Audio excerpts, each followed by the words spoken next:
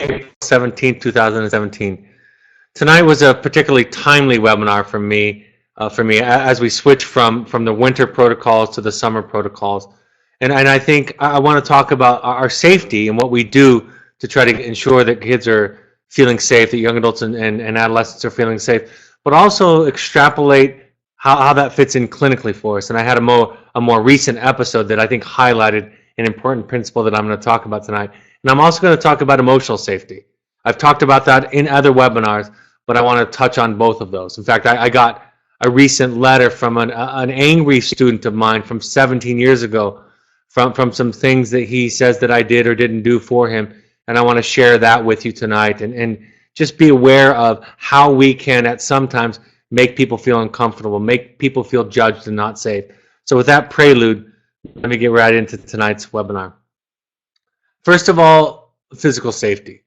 We're going to make sure that that the children qualify in terms of their health, that they're going to get a physical. When people ask me who's appropriate for wilderness, really the biggest risks for us are on the front end are people's health history, what they're capable of, having weight issues, having a BMI that's too high or unhealthy for them to start off. Even though we start off moderately, but to start off with this regime can be very challenging. So they have to have a basic fitness level, and obesity is going to be a challenge. On the other end, being severely anorexic is also going to be, but also other injuries that they might have can also show up, flare up, be exposed during this process. Back issues, neck issues, carrying a heavy backpack, for example, can show up or be exposed or be exacerbated during this process. Allergies can be very risky, right? So allergies, if you have a history of anaphylactic shock, that can be a rule out for us, because again, even though we can deal with that, we have the EpiPens out there and we have the Benadryl, and we can, in the most severe examples, call life flight. You don't want to have that kind of experience out in the wilderness. Now, we've never had anything tragic happen in our program, and in part that's because of a conservative stance with a lot of these things. There are other wilderness programs that will take greater risks around this. You should also know that as your child enters the program, that there's an observation period. That's part of the earth phase. Part of the earth phase is to pay special attention to him or her, and also moving at the pace of the slowest member of the group. So you want to make sure that you're paying special attention. You have more eyes on the new students, new clients as they come into the program. In terms of our wilderness staff, and they've been put to the test a few times. They're all CPR trained. There's a wilderness first responder in every group, often more. And of course, they have access to healthcare providers via cell phones, satellite phones, or two-way radios. My stance is that we're going to treat all medical complaints as if they are the absolute truth, and we're going to take them at face value. While there is a history for a lot of students trying to make excuses, not wanting to hike, not wanting to carry a backpack, you have to rule that out. And when I get to that more recent example that I'm going to share with you, it's a great example of that. There are daily health checks on their basic fitness, their capillary refill, their feet and hands are checked. We observe if they have cracks, dried skin, if they're not hydrating. We monitor the hydration all day long. We monitor the sunscreen. We monitor their dental hygiene. So for the most part, even with our young adults, there's more supervision around their health care than there would be at home or in any other setting. Because in the wilderness, again, you're more vulnerable. It's a more risky environment, so you have to pay special attention.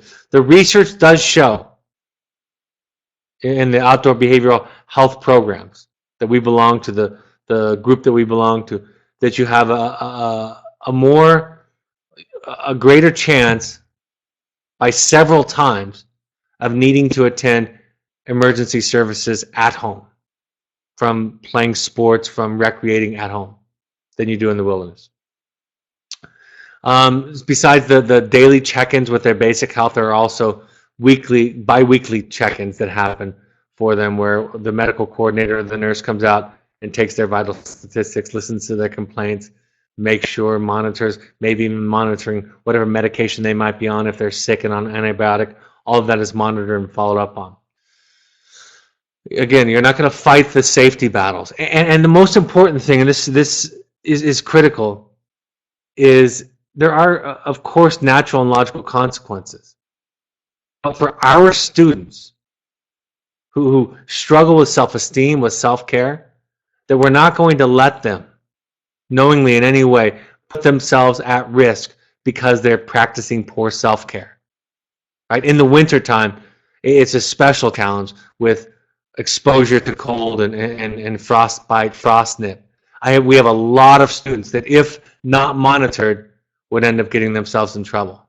And most recently, I had a student who was obviously in some discomfort with his back, but was minimizing that to his therapist weekly and to some of the staff. Although visually, it was apparent.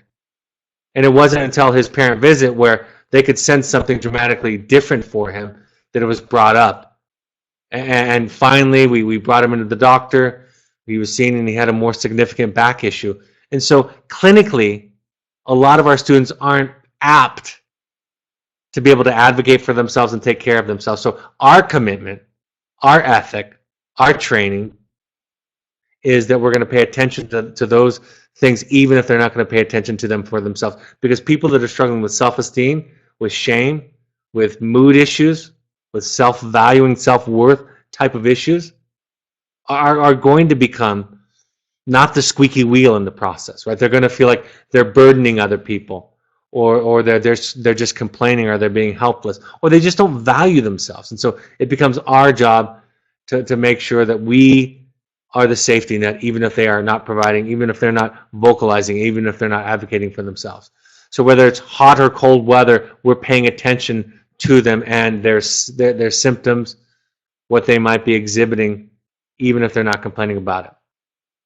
With regard to runners, if you ever have a child that is a runner, and this only applies to the adolescents and young adults, they're called walkers because they're not running away from us because they're allowed to leave. But if you have a runner, we send out search and rescue, we contact the local authorities, we go out and we do a broad search, and we make sure that all of those safety protocols are followed. And in all cases, over the 22 years I've been doing this, we've always found our runners, always found them at the end of the day, and they've always been safe. People ask about wildlife, and to tell you the truth, there's virtually no wildlife risk. There's a possibility of a snake bite or a scorpion bite, but we've never had either one of those things. We've never had a spider bite that was significant. And all the more serious wildlife, they stay away from us. We are loud, we smell bad, we make lots of noise, even when we're being relatively quiet. So wildlife stay away. And we also practice safety protocols around how we store our food and where our food is at night. Just in case some critter, some animal wants to come by, they're going to go to the area where there's the food, not the area where people are sleeping. In emergency situations, and probably the most severe emergency situation we've ever had, happened with one of our therapists. And first, he was stabilized with by those in the group that were trained, the staff in the group that were trained, and then Life Flight was called. We also had an accident, just a staff accident, car accident years ago where the same kind of thing happened. And the emergency professionals praised the staff, saying, if they weren't protected, this person would be paralyzed. And now this person works for us and is our health and wellness coordinator. So emergencies are handled. Somebody asked me the other day, somebody was observing some of our emergency contingency operations and said, how does everybody seem so calm all the time? And I said, they're so well trained, they're so practiced and so rehearsed that crises don't seem like crises. It's actually moving very slowly for the staff because they're thinking about this all the time. With regard to violence, there's virtually no tolerance for violence toward anybody at any time. That is one of the things that can get you removed from the program. Now a lot of students might posture. There have been incidences of students, clients in the past being aggressive with each other, and they're removed from the program. But so we're not going to give that to them on the front end as an easy way out, but we're going to make sure that children are protected from each other. We're not going to allow bullying of another student, of another client, or physical intimidation. If a child is suicidal, has ideation or thoughts about it, they're going to be on a certain kind of watch. One-to-one watch within arm's reach, and there's going to be protocols around the things that they can keep on them. They'll be searched at night so they can't find a little piece of metal or sharp object. They're going to be within staff reach. Even when they use the restroom, 2 staff will go and stand beside them, facing away from them and making sure that they're safe. So suicide level watches can happen out in the field. And you'd be surprised, but a reasonably large percentage of our students, somewhere between 15 and 20% of our students, come in on a watch where they're either at risk to run or at risk to hurt themselves. And because of the numbers, because of the staff to student ratios, we can support that. And a lot of times I'll give parents the front end talk of, if we believe your child is unsafe, if we believe that this level of care, this type of intervention is going to put them at risk, then they're going to be removed from the program. But the possibility, the high ceiling of our program is also fantastic. And so in no case where I've given that speech on the front end have we needed to remove a student, because we're capable of watching them at that level. And so there really are a lot of examples over the years. There's a lot of experiences. Our staff are trained in real time out there to deal with wilderness and wilderness injuries. I had several protocols, standard operating procedures that I could have showed you tonight, but to read them, they're boring. But we have protocols for hiking temperatures. We have protocols for various safety concerns. Temperatures high and low, hot and cold. So there's protocols that the staff are trained on and required and report on every day to our backup personnel and staff. And then our question by the field directors at staff change. What can you do if you don't feel safe? Ask your therapist for more information. You can always ask them for more information about what are they doing? How is my child looking? Will they take care of themselves? You deserve to be the squeaky wheel. You deserve to ask tough questions. You deserve to be a critical consumer of this intervention. We believe in it. We're passionate about it. And it's our job to instill confidence in you. So ask your therapist for more information. Ask for permission to talk to the medical director or the nurse. Talk to somebody who has more training. And again, be demanding. Work your way up the ladder if you feel like it even needs to go to the partner level if you're not getting your questions answered. But I always say to people, it's not a simple process of just trusting the process. And this is a deeper therapeutic idea. I think you need to do what you need to do to trust the process. If you can't do it, if you can't get the answers that you want, then you don't have to trust it. And then if you don't have to trust it, it's not appropriate for your child to be with us. That's the fact. So do what you need to do to trust it. Ask the questions. Talk to who you need to. And then at some point, if you keep trying everything and over a period of time, you just can't get to that level of trust, then it's not an appropriate placement for you and your family. You can ask for our safety protocols. At any point, you can ask for the written standard operating procedures. We'd be happy to provide those. Talk to other parents on the reference list. Ask them questions about physical and emotional safety. In some extreme cases, I've just, when parents are so anxious and there's nothing really going on, I said, come out to the program. Spend some time in another group. Not your child's group necessarily if they're not clinically ready, but spend some time in another group. And on every occasion when I've done that and somebody's taken me up on that offer, they've walked away completely comfortable with what's going on out there. And you know, this is an ethic that I adopted years ago. The goal is for us to be as transparent as possible about what's going on here, out there. Now, we do have clinical reasons for doing things like no phone calls in the beginning and visits later on and so forth. Those are there, but that's not about transparency. That's about clinical goodness of fit.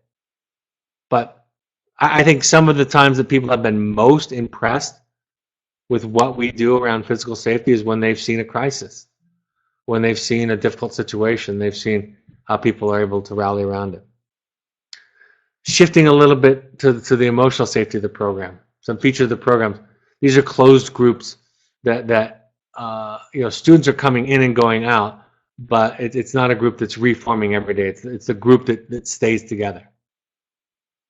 And there's camaraderie, there's safety, there's experience, there's history. When you combine that with eight-day staff shifts, and I cannot emphasize enough the value of an 8-day shift. I mean, think of that. There aren't other mental health approaches where people stay on shift 8 days, 24 hours. They get breaks during that time, but that's their shift, is for 8 days. And when you have that kind of continuity, things don't fall through the crack. Things aren't missed. Balls aren't handed off. It's not easy for a student to kind of marginalize or dismiss a difficult relationship. That needs to be dealt with. And then you take that wealth of information that's gained from those 8 days, and you spend one day where the staff shifts overlap. That's in our program, that's Tuesday. And the outgoing staff spending the time with the ingoing staff, talking with each staff member, with the staff member that's going to be taking over, talking about each student in detail, what they did that week, what their assignments were like, highs for the week, lows for the week, themes for the week, how they're doing on the therapy progress and assignments, getting feedback from peers, getting feedback from the client or student themselves. So staff shift and groups that maintain the integrity throughout the program, although there are students leaving as they graduate, but maintaining the integrity other than that is a valuable contribution. They're relatively small groups, 6 to 10 clients or students with 3 to 4 staff. That's a really great ratio. In the adolescents, it's single gender. In the young adults, it can be co-ed, but sometimes in the young adults, it's still single gender. It gives everybody an opportunity, for the most part, if we're talking about heterosexuals, they're not distracted by the flirtation, right? By trying to impress. They're working on identity before intimacy. And in our models, the models that we look at in human development, identity is the foundation for intimacy. And many people in our culture move to intimacy before their identity is adequately developed, right?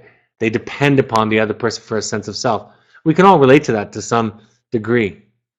So single gender is valid in terms of the research and the theory. Now, that doesn't necessarily apply to homosexual clients, to gay and lesbian clients, but you often don't have many in one group. So that's one way to mitigate it. This idea that people are going to be worried about coupling up instead of working on their identity. There's a culture of openness. There's a culture of feedback. The staff, we ask the staff to model vulnerability and accountability. When I had this former student of 17 years reach out to me, first emailed me and then reached out to me on social media, my thought was, I'm sorry, I didn't intend to communicate those things. And I was younger, 17 years ago, and I made some mistakes, and I'm sorry if you were hurt by it. I'm trying to model for the staff the same thing, and I think sometimes we think we have to get it right and defend ourselves, and it's okay to say, you're sorry. So it's okay to model that vulnerability. And most importantly, and I talk about this so often in the webinars, is practicing a non-judgmental approach, holding each client with love and compassion and curiosity in your mind. Changing it from the judgment, the moralistic kind of judgment, to practical, pragmatics. I don't think this is working for you, or you seem stuck, versus you're doing it wrong or bad or crazy. And we communicate those things much more subtly than we can imagine. So this is a constant practice of ours, to teach and to mentor our staff to develop this culture. And we try to practice it with each other. Right? We believe at Evoke in something we call organizational health, to model these kinds of challenging communication and relationship skills together. The positive peer culture is a powerful thing, where the more senior members of the groups are modeling for the more junior members of the group, the newer members of the groups. And two things happen with that. Number one, a new client or student is much more often open to hear what their peer has to say. Number two, you get invested more in the thing that you teach. So one of the greatest tools for learning is the ability to teach and to model that to others. And so when we assign mentors, and every student, every client is assigned a mentor, when we assign a mentor, we're assigning somebody who's accomplished something in the program, but we're also making that assignment because it's going to benefit them. They're going to learn something through the process. You know, a lot of times we talk about this microcosm. You show up and you can't hide. And you give that first report to the family, second report to the family, to the parents, and so often they say, "You get my child." You see them. You know, they're what you're describing is what we saw. Some of them are a little bit more talented at hiding, but it's hard to hide it when you have this amount of supervision. You know, you're not allowed in our program to go off and talk to your peers without some kind of supervision. We call it earshot, within earshot. And so eventually at some point you're going to leak. And sometimes you're leaking to your peers. So the peers will challenge you on that in group and say, you know what, you're saying this in group, you're saying this in session, but then what about X, Y, and Z that I heard this week or yesterday? I've said this about people who come into our program with some recovery language from the addiction treatment that they may have had.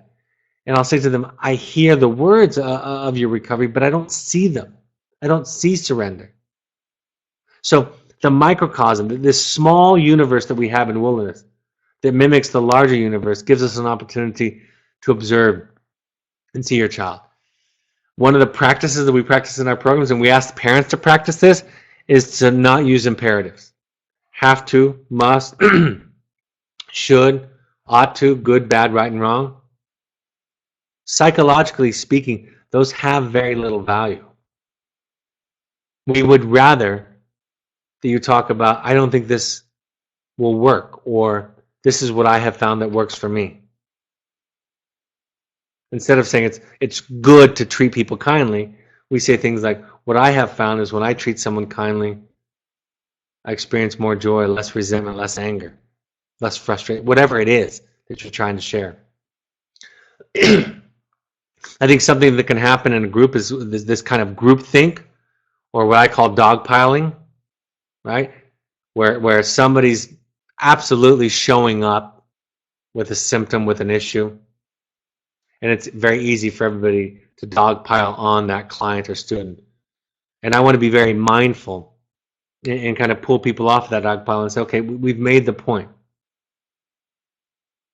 And yes, it's a lot easier to see in somebody else their flaws, their defenses, their armor than it is to see our own. But that doesn't necessarily help when we dogpile on somebody, when somebody gets the same feedback 4 or 5 times in a row. The staff training, one of the things that we're told by other programs is that we don't talk about, we have a webinar on this, but we don't talk about it enough about what the staff, how qualified the staff are. They're incredibly talented, not only in their oversight medically, like I described earlier, but also in their clinical skills and training. So many of them, when they go on to either work at other programs because it's time to be inside, or it's hard to have a relationship when you're 8 days on and 6 days off, they'll say that when they're working at other treatment centers that it feels more like babysitting, because out there for 5 of the 7 days a week, you're really kind of in real time running the show. You also get to sit in on therapy sessions. Let me explain this to you. This is powerful. And we started this in our program. I had never heard of it happening anywhere else before we started it some 18, 19 years ago. And the idea was, in every session, there can be an exception for a special reason, but essentially in every session, the staff member that's going to be working with you or that has worked with you that week, depending upon if it's the first part of the week or the last part of the week, the staff member is going to be in session with a therapist. And our first thought all those years ago was that might feel intrusive. It might feel like 2 or 3 on 1. But after a while, it just kind of becomes invisible to the students.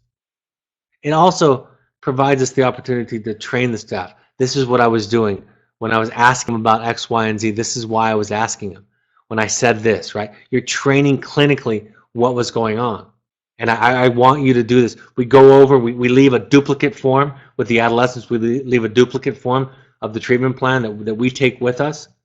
With the young adults, we give the young adult themselves the triplicate of that. And we talk about assignments, themes, session notes, the previous week's notes, specific assignments, so that everybody's clear. It's okay to have a strategic treatment plan concept idea in there that you just share with the staff, but for the most part, they're hearing what you're hearing. We're describing to them, and we're trying to make that consistent. So the staff training, the weekly in-services, we ask them to watch the webinars. They have to write certain assignments and theory papers. They have to read books. They have to accomplish certain training. The staff training is incredible. Many of our staff are practically as qualified at the intervention as many therapists are in other settings. You know, the therapist is the treatment team leader. That's where the proverbial buck stops, at the therapist. They're the ones that are in charge of leading and making the final decision. And then they'll check in with the staff midweek to get weekly updates, to get midweek updates, to make any kind of treatment plan changes, or if something's not happening, or there's a difficulty, or there's something that's stuck, or staff just believes that there's going to be a greater benefit from making a change in the treatment plan, they'll call the therapist and check in with them. There is something sacred about the circle out there, something sacred about the group.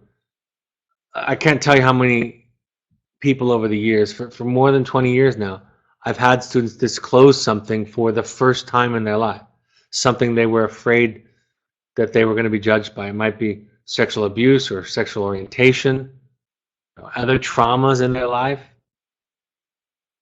And I have seen, by and large, the grand majority of the students intuitively, instinctively act supportively. And what I always say to people, I think this has application to most all relationships. When I've had students say to me, the group doesn't feel safe, my response is, how do you make it safe? You make it safe by you being vulnerable. Right? You take off your armor. You let down a defense. And the group almost immediately becomes safe. You take a risk. And the magic of that is when somebody else takes off their armor, puts down their metaphorical weapon that they're using to defend themselves, I don't feel threatened anymore. So the best way to create safety in a group is for every person to be personally accountable for their own vulnerability. And of course, we practice certain rituals around confidentiality and talking outside of group about issues and so forth, and we reinforce those as a staff team. You know, there's this idea in wilderness therapy too. There's just not a lot of opportunity for negative outlets that don't get observed, and so because of that, they show up. You know, for example, I've had clients and students come into the program that knew themselves, coincidentally knew each other back home, and parents are understandably alarmed by that and question that. And my response has come to be, I wish we could do that with everybody. I wish every student could come in with a peer that they knew. That would really give them the test. That would really show up as an authentic response to the intervention. And ideally, I'd like every student to have a group that is functioning really well at least one time during their stay. And I would love to have a group that is struggling to function well at least one time during their stay, to see how they respond to both. So when you can supervise relationships, even those relationships which at home might not have been positive, it's an opportunity to treat it in real time. It's like, you know, when you take your car into the mechanic and you're trying to describe a problem, or you go to the doctor and you're trying to describe a symptom that you have, but you can't recreate it in front of the expert. Well, that's what happens in these situations. They get recreated. And it's an opportunity for us to treat it in real time. What can you do when you are trying to create emotional safety? Be as intentional as you can. and at the same time own your emotions. Like, they're mine. Parents sometimes hear me say, when I talk about, you don't hand over your anger and your frustration and your anxiety to your child. You don't hand it over to them, but it doesn't mean that you don't have it. It means that you own it. It's about you. It's your responsibility. And I'm going to say this as clearly as I can. It's not your child's responsibility. Your serenity, this is what they say in Al-Anon. Your serenity, your peace of mind is not your child's responsibility. And so let your worry and concern, fear, frustration, let it inform you, but you don't hand it to the child. You don't give it to them and say, essentially, be better, be less symptomatic, get off drugs, stop cutting yourself, all right? Manage your sexual promiscuity, whatever it is, so that I'm not worried, I'm not upset. That's not how it goes. You own your emotions. You're very intentional about what you do and don't say. And more often, as I do this, more and more often, I encourage parents to talk with feelings less to their children, because their intention often is, when we ask a couple of questions, is to get the child to respond to that, to use their emotional expressions to manipulate their child. And in those cases, I ask the parents to do that somewhere else, with their own therapist, with their own sponsor, with me. Be assertive and clear and authentic. You don't be careful, walk on eggshells. And you have that luxury when your child is with us to practice that. I was working with a mother not too long ago, and she was kind of walking on eggshells and treating her child like what I call a hot house flower. And I said, it's not going to get easier when your child leaves the program. It's not going to get easier when you have more contact with them or when they get home. So take the risks to be honest, to show up. And it's okay if you make a mistake. That's another thing that happens for parents, is there's so much training around family therapy and communication that parents are afraid they're going to make a mistake. Make mistakes. Show up. Let us teach you. Right? Let us respond. Let's have a discussion about maybe how to say that differently or what's going on. That's the only way we can become effective, is when you show up. Come to understand what caretaking codependency is. Understanding what your passive communication looks like. Be as honest as you can, but that doesn't mean you share everything again. See, people confuse this. I can be honest, but also have boundaries. I hope you'll forgive this example. I hope it's not offensive, but the example that I give is, I have a sexual relationship with my wife. I'm intimate with my wife sexually. I don't share that with my children. That doesn't mean I'm lying to them. It's just not their business. And I think parents get trapped by this idea that if they don't tell their child everything, they're being dishonest or deceitful, and they're not. You get to have a parent filter. You get to have what they call in family therapy an executive subsystem, which consists of all the parents in the system and any professional temporarily that the parent is relying on for advice, feedback, and coaching. That's the executive system. And you get to have that. You get to have your own therapist. You get to have your own place to process and practice self-care. Learn how to use self-disclosure. I think a lot of people are afraid of self-disclosure because they use it and then they're afraid that it's going to be used against them. And I've always thought to myself, nobody can use it against you if you use it for the right reason. If you use it to try to manipulate somebody, then yeah, they can absolutely use it against you. But if you use it to be vulnerable, to be authentic, to model those things, then if somebody beats you over the head with it, tries to, and says this is, it doesn't matter. Because I wasn't doing it to get something in return. I was doing it as a gift. And when you do something as a gift, it can't be technically used against you. Like I described earlier, and I learned this many years ago, pragmatism over moralization. Don't teach, preach. Just show up authentically and talk about what's working and what's not working. You know, in the book, Motivational Interviewing, which really challenges our ideas, the traditional ideas of confrontation, they talk about how confrontation is spoken in calm terms. It's pointing out discrepancies. It's not a power struggle. It's not loud. It's not argumentative. And all of those things have low correlations to effective treatment. So changing it to a more practical discussion. And let them feel, and it's okay for them to feel pain. They need to feel pain. You know, I learned, I talk about this in my book, that when I was trained to be a therapist or had the idea of becoming a therapist, I thought I was going to school, becoming a therapist to help people feel happy. And then I realized I was going to school to help people feel everything. And in most cases, to learn how to feel pain that they were covering up with their symptoms. And for parents, that's the hardest thing in the world. I just got back from vacation. We were on a tour bus with a bunch of people. And my young adult daughter had to go to the bathroom real bad. This is a funny story. And it was, you know, we were out in the middle of nowhere, and she was debating if she wanted to have the bus stop or pull over, all these.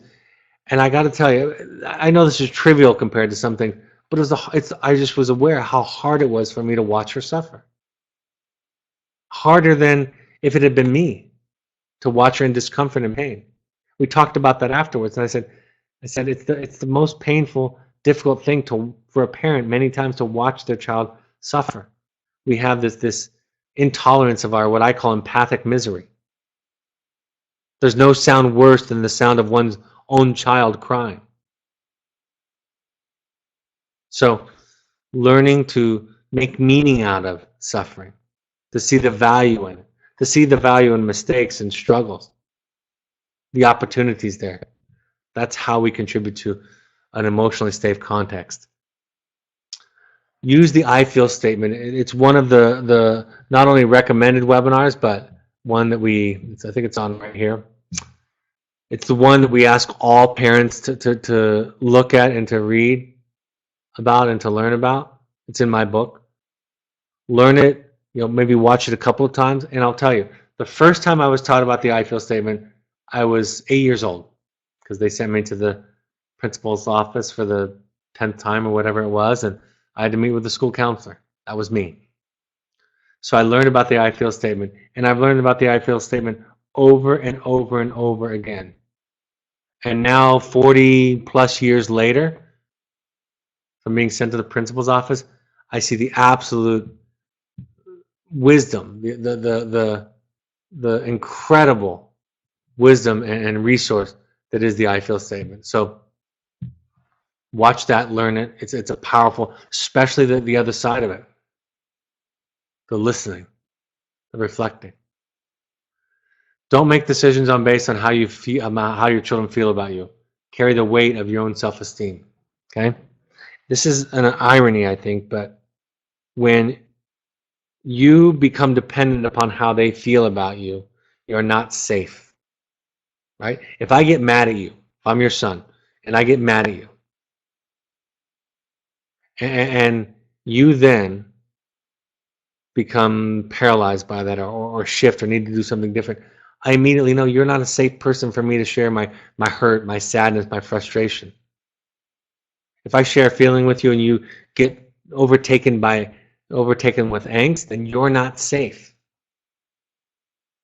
So you've got to be responsible for your self-esteem, and that's a life's work. That's what my book talks about. That's the heroic journey, is healing your wounds, looking in your past, your closets, your dark forests, deep seas. You're going on your own journey. That's the heroic journey. And you talk about this idea of one of the most damaging things to a child is the unlived life of a parent. It's really important. It's essential that you take care of yourself, because if you don't, they will try to. And if they do, it will be at the sacrifice of what they need. It's this thing that we do in treatment. It's just an exaggeration of what any parent education is. But this thing that we do, it's about the love that goes toward them, not about what they think or feel about you. We will listen. We will run that through our parent filter. We'll let it inform us, but it won't dictate to us what to do. It can't. It mustn't. And then lean into the difficulty. Lean into the struggle and the challenge of it all. Instead of thinking about failures and struggles and upheaval as a as disaster, think about them as an opportunity. One of the things that I see when parents make their visit is they try to make it a happy visit, a positive visit, and that gets in the way of the work. That gets in the way of what's needed. If you try to make it a happy visit, you're going to avoid difficult or uncomfortable things. If you try to get it right as a parent, your honesty is going to be compromised. Your authenticity is going to be compromised. So practicing the skill of showing up. I was thinking about this. We have a conference coming up at the end of this week, and I was thinking about some of the things that we were going to put the professionals through in a positive way. Some of the activities that we were going to have for them. And I was thinking very clearly the thing I think all the time, which is we ask our children to do something that is very hard and very scary. We ask them to take off their armor in front of complete strangers. And so, if nothing else, when you go to your Al-Anon meeting, when you go to your therapy session, when you show up and write your letter and you get coaching and feedback, if nothing else, you start to learn what it's like to show up and be vulnerable and to be exposed emotionally. It's challenging and difficult, and you can develop an endurance to that, right? It's part of what happens in this program, is that you become more capable, both as client, student, and parent.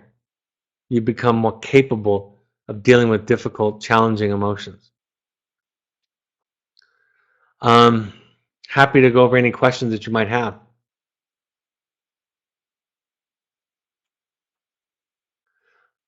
My son was at Evoke from April to July 2015. He says that when he has kids, he will send them to the wilderness because every kid can benefit from the experience. I'm grateful we were able to give him and us the opportunity to grow through the Evoke experience. Thank you. I feel very, very similarly. There's an opening idea in my book about this from this Harvard anthropologist, where she's talking about, this is a 1960s quote, I believe, where she's talking about how that she gets her peas canned now instead of fresh peas, and how she used to peel the peas with her children. And she says, I had to find some of the mechanism to pass on whatever that was, that thing was that was going on, because something was going on more than just getting fresh peas or getting peas.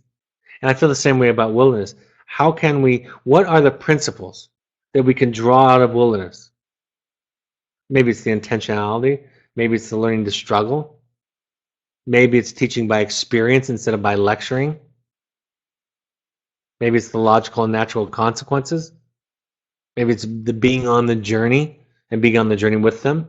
Right? I try to pull those out because the natural world, the wilderness experience, it's so powerful, so replete with so many valuable lessons and tools. I've never seen a delivery method more powerful in treatment than wilderness therapy in my life. Before I was in it, when I first got introduced to it, and since then. All right, no other questions. Let me go over upcoming announcements, and then if there are any questions at the end, I can respond to those. We want all parents to go to 6 12-step support groups. Al-Anon, you can go to alanon.org, coda.org, familiesanonymous.org, or naranon.org to find a meeting in your area for teenagers. They can go to alateen.org. You can also go to NAMI, NAMI.org, for other classes or lessons or resources in your area that are free or very affordable. Please follow us on social media. This helps us to contact you, to give you announcements and inspirational stories and blog articles and so forth. You can also listen to all of these broadcasts via the podcast app. All of these will be posted a day or two after they're broadcast on the podcast. Go to, on your iOS device, go to Evoke Therapy Programs and subscribe there. Or if you have an Android device, go to the SoundCloud app. Follow us on Twitter and Instagram at Evoke Therapy, Facebook, Evoke Therapy Programs. You can go to the Second Nature Alumni Foundation page on Facebook.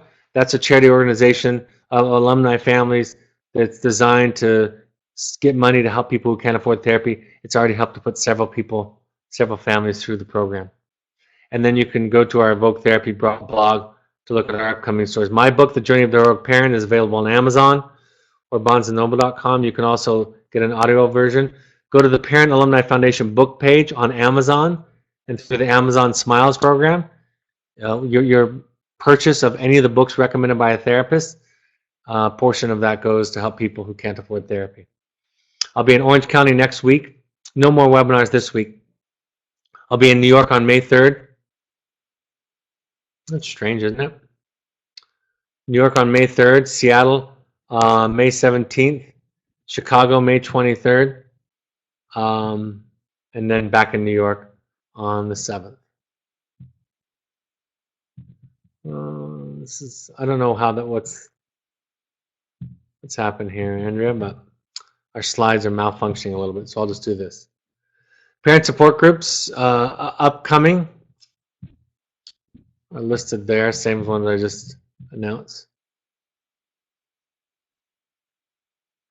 Upcoming workshops, we want all current parents, if they can possibly do it, to come out to the parent workshop. You can also make a field visit if it fits with your schedule. May 27th and 28th at our Entrada program will be the next one. The next Finding You intensive that I run is full, and then the Finding You that's going to be out at the Oasis, so if you want a little bit more of a wilderness experience, is May 28th through 31st. Those are deep, small group, really intense therapy for families and individuals. Pursuits is our Therapy Light, Sober Fun, High Adventure program for families and individuals. Any more questions before I wrap up? No other questions? All right, folks. The next webinar will be this Monday, April 24th at 7 p.m. Mountain Time. And I look forward to talking to you then. We don't have a topic yet, but we'll send that out in the next couple of days. It's good to be back. Good to see you. Thanks for attending tonight. I hope these points of contact are helpful. Have a great week, and I'll talk to you next Monday. Take care. Bye-bye.